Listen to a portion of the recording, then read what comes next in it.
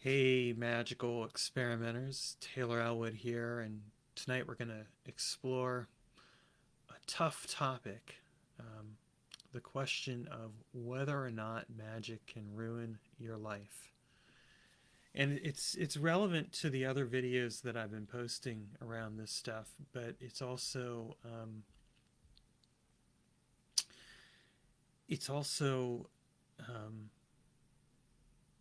relevant in the sense that what we're really dealing with is you know, how can magic affect your life? And I think really that when it comes right down to it, we when you look at magic and you look you and I'm not talking just about like magic that's done for results, although that's certainly the most obvious example. I mean, really any kind of magical work is results based magic. So let's just call it for what it is. But let's just say like internal work or anything like that, what we're dealing with is a fundamental question of, how is this work going to transform my life? And I think a lot of times people don't always fully grasp that when you're doing magical work, you may not have the full control over that you think you do. I mean, let's think about this for a moment. Let's really break this down. All right, I come along and I decide I'm going to do a magical working to get a result in my life, whatever that result is. And I do that working and I get the result that I want. But afterwards, what I also have to deal with are the consequences that ripple out of getting that result. And there are always consequences, right? Because the fact of the matter is, your result doesn't happen in a vacuum. It happens within the experience of your life and in the lives of other people that are around you that are impacted. And then let's throw out the or let's add in like the identity component, right? Because at least in my view, and you can feel free to disagree or agree or whatever, I feel like when you're doing magical work, you are essentially changing your identity. Like, and you might say, well, okay, I'm just doing this to get a result. Why would that change my identity? But the result is is a movement from your identity here to your identity there. Okay, it is a transition from one identity to another as much as anything else. And I think that if we examine magic from an ontological perspective of being, we recognize that the state of being changes. Now, you can say, well, Taylor, doesn't the state of being change each and every day to some degree or another? It might be in little ways, it might be in significant ways, but isn't it changing? And of course, the answer to that is yes. I mean, your life is change, right? And I think the key word here is that word change, because change is this dynamic thing that occurs that it does not fully that you don't have full control over. And I think it's an illusion that a lot of magicians fall into, where they're like, okay, I'm going to go and do this magic and I'm going to get this result, and boom, I've got control of everything around that. And that may not necessarily be the case. And I'm going to use myself as a case in point, because right now I am a hot mess. Quite frankly, it may not seem like that. You're probably like, what, Taylor? No way. And I'd be like, yes way. You say, well, why is that? Well, okay. You know, I finished up with my day job a few weeks ago. And before that, basically about a month ago, I put in my 2 weeks at said day job. And this came about as a result of a magical working that I did. I came up with this sigil technique because I was just kind of like, because I take this long-term approach to my magical work in general. I'm kind of like, all right, I'm going down the current and I'm going to get there eventually. But I had hit a place with this job where I was just like, I'm done. I cannot do this anymore. I'm hitting burnout. I'm burning the candle on both ends of the stick, and I need to make some changes here. So I went and I did my sigil magic working, and I created sigils for each of the things. I even created a sigil for unknown variables, and boy, did I get some interesting unknown variables. But anyway, I I did this work, and And I got the result I wanted. I mean, I got several different results that I wanted. You know, I got interviewed on 4 different podcasts, one of which I'll hopefully be sharing tomorrow. I ended up I ended up leaving the day job. I ended up having some amazing opportunities just suddenly open up in my life. And you would think, okay, well, great. Taylor got the results he wanted. Everything's hunky dory. So why is he saying that he's quote unquote a hot mess? Well, here's the thing: getting the results you want brings with it change, and you don't always necessarily expect all the changes that come or the ripples that extend outward from what you're doing. And this is why in general I tend to be very careful about results-based magic. But sometimes, like anyone else, I'm just kind of like, okay, this is what I want and I'm going to go get it. And again, maybe I'm violating the magician's rules here of not because I know most magicians aren't going to admit, well, I did something and it worked out, but yeah, I ended up being a hot mess. Whereas here I am talking about that. So maybe you guys are going to be like, well, geez, Taylor, why should we listen to you or anything like that? Well, fair enough. I mean, if that's how you feel, I accept that. But here's why I am so transparent about the work that I do, because I think that if you are not transparent about what you are asking people to do, then you're basically setting them up for things they may not be prepared for. I mean, I was somewhat prepared for the fact that yes, I'm bringing change into my life. But even so, in some ways I wasn't. And you might say, well, why weren't you fully prepared, Taylor? What I mean, you knew what you wanted. What was the problem? And the answer to that would be, well, I mean, one, this whole quitting the day job thing happened right as I was getting ready to do a month-long Qigong intensive every single weekend. And so basically doing that, transitioning out of the job, transitioning into full-time self-employment a second time, and this time really having to sit and think about it and figure stuff out, plus trying to get back into a book where I had not written it for the last half month because I had hit a place where I was just so burned out and could not focus on that book. Really couldn't focus on anything but just trying to get through each day of that job. It was kind of like that last stretch, just like everything just kind of got I just kind of got laid out in a way. And I think that's the thing, like, can magic ruin your life? Well, yes and no. I mean, magic can ruin your life in a beautiful way. That sounds like such an oxymoron, but there you go. Because you go and you get your results and things change, and all of a sudden you're having to deal with those changes and handle them and deal with the consequences of those changes and things that are just like, oh my gosh, my life has changed. And I think it's really important to recognize that sometimes that you can do a magical working and get the result you want and not be fully prepared for it, and that's okay. It's not an indicator of anything that you're doing wrong. It's just an indicator that things have changed. I mean, that's what it is. And so you do your magical work and you get your results, and then you kind of have to allow for that.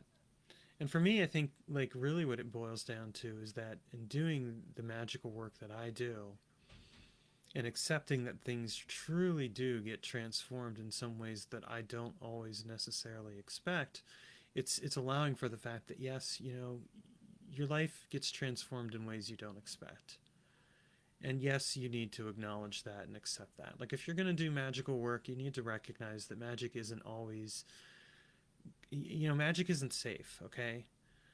Not really. I mean, I think people, get so caught up in trying to control the outcome. And some people will disagree and say, well, Taylor, you're just doing it wrong. Now, look, if you haven't read my books by now, if you haven't seen how process oriented I am and how detailed oriented I am, then you clearly haven't been paying attention. I'm very careful for that reason. I try to plan things out as much as possible. But sometimes you can't plan for things. Sometimes stuff just comes your way and it throws you a sidewinder, and you just have to deal with it and embrace it and experience it. And I mean, that's part of where internal work comes in, because that lays the groundwork for doing the necessary identity work that you need to do to help yourself handle these unexpected changes. And yet at the same time, like for me, I've kind of just been slowly coming to this realization of, oh, I'm in a state of shock. And I'm in this state of shock because so much has changed for me in a month. Because yes, I got rid of the day job. Because yes, I'm doing my full-time self-employment thing, and I really don't want to mess this up because like this is like, not only is this huge, but it's like, I kind of have to get it right under the circumstances. There is that pressure there. And then there's also just the, oh, hey, and by the way, I'm learning these intense Qigong exercises, which include a fair amount of internal work, I might add. So I'm getting to do all of that in the midst of everything else. And it's like, yeah, magic changes your life in ways you don't expect. Results happen in ways you don't expect. And it's important to acknowledge that and to own it and to not fall into this blasé notion that, you can just do something and get the result you want and merrily go on your way. I'm not saying that won't happen sometimes. In fact, a lot of times that'll happen, especially if you are detail oriented and you execute things well. But sometimes your life falls apart even as it comes together, and you kind of have to deal with it falling apart even as it comes together, and be in that moment and deal with it as best you can. And I'm just going to level with you, that ain't easy. I mean, it's not, because it's like all of a sudden you're like, oh, here I am in this place where everything's coming together and yet it's also falling apart. What do I do? And it can be a feeling like where you're simultaneously empowered and yet helpless as well. And again, most magicians aren't going to talk about this. They're not going to level with you and say, well, this is what it can be like. But I am going to level with you. I will always level with you because that's just the way that I am. I mean, I've been practicing magic for 27, 28 years now. And I mean, I've had some amazing experiences, but I've also had some pretty damn terrifying experiences as well. And that's okay. You have to be willing to step to the edge of the zero, of the abyss. You have to be willing to go all in. And it's not for everyone. Not everyone can do this. I mean, this is the thing, like when it comes to magical work, like, and really, I guess life in general, like for me, like, I'm all in or I'm not. I go deep or I don't. It's like, when I talk about like how I interact with people, I'm not one for small talk. It's like I either go deep with you or I don't go at all. And that's really intense, but that's the way that I live my life. As controlled as I may seem, as focused and clinical and calculating and everything else, which I can be all of those things, I can also be very intense and passionate, and the magic is part of all of that. I mean, that's why in a very real sense, magic is my first love. It's like when I discovered magic, I discovered this avenue to channel all of these things and to have these experiences and to face myself and to face the extremities of being and identity and all this other stuff, and to come out of it transformed. And that kind of work doesn't just casually go away. It's not something where as you practice longer and longer, you have less of that. I think if anything, you end up having more of it in some ways. And yes, you can be like me and you can take an approach. But if you look even at my approach for the last few years for magic, my approach has involved learning to surrender to the experience and work with it instead of trying to control it and force it. Like I used to be more about trying to control and force it. And then a few years ago, everything fell apart and I had to learn a different way. And I still practice that way now, where it's like, okay, I'm doing this. And that seems like the exact opposite of empowerment, but it's really about transforming not just yourself, but your world. It's about creating something new. But you don't create something new without the pangs of something else ending. There Ending and beginning are one. This is why, I subscribe to this concept of the zero and the one. Out of the zero comes the one, and the one eventually becomes the zero again. All things and none. And so I say to you really like this, like, look, you wonder if magic can ruin your life. It can. So if you're of the faint of heart, don't practice. That's my advice for you. If on the other hand you're kind of like, okay, I'm willing to do it, then yeah. And here's the caveat to that, or maybe the comfort on the other side is that yes, magic can ruin your life. It can change your life, but you get if you can get through it to the other side, you come away from it stronger, and your experiences change you, and you continue on.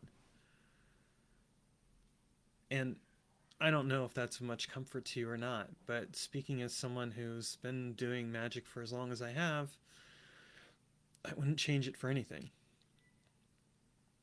I've chosen the spiritual path because it's allowed me to search for the answers that I've wanted. It's allowed me to ask the questions that I wanted to ask. It allows me to explore and experience, and it challenges me and tests me. It challenges what I know so that I can discover what I can learn. I know I say that so often, but that is part of what it's about. You know, if you're practicing magic and you're comfortable,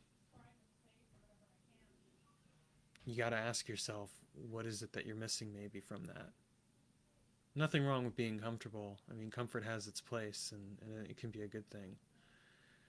But magic is more than just a love and light kind of thing. It's not just about doing what's convenient or easy. Sometimes you are going to face the hard decisions, and you're going to have to make choices that aren't going to be easy. And I say this as someone who has made those choices and who will make those choices again. And yet I wouldn't be anywhere else but where I'm at, practicing the magic, transforming my life, and accepting the consequences of that transformation. Okay, so there's your answer to that, and may that be as helpful to you. May that be helpful to you, or something. And if not, well,